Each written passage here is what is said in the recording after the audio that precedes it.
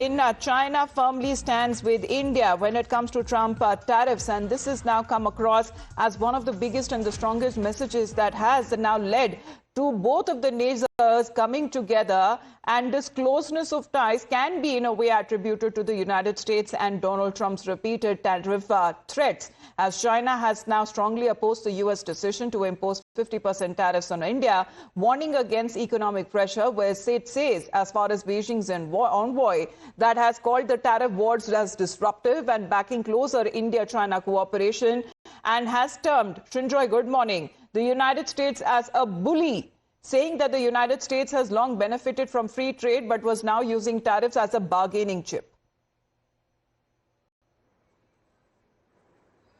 Yes, this was what Zhu Feihong, who is the Chinese ambassador to India, said yesterday evening.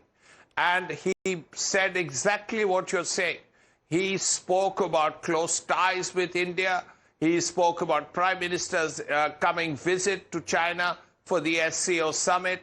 He spoke about the fact that India and China could work together at a very uncertain international time when America was using, as you rightly said, the tariff point as a bargaining chip. And he felt that India should stand firm. And as far as this 50% tariff is concerned, India should not bow to pressure. Now, this was a very rousing statement. But right after that, General Naravane, who was former army chief, spoke.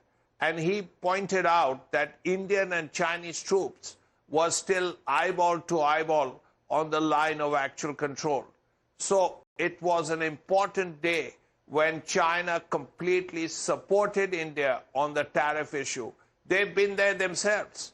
At one point, the Chinese faced 150% plus of tariff. But China also raised tariffs on America. And as a result, they have arrived at a more reasonable figure.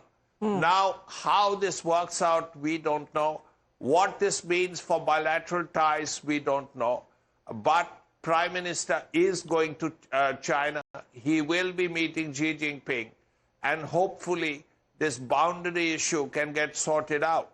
And the fact that soldiers are still close to the line of actual control, that could change if the Chinese troops move back. Now, the point is, yes, India is probably very happy that China supports India on this tariff issue, because this is a problem that India faces, and America and India still have to work this out. Pointedly, support on this tariff issue has also come from Russia a couple of days ago.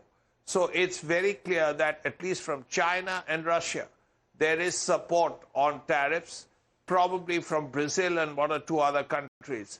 But India still hopes that this issue with America can be sorted out.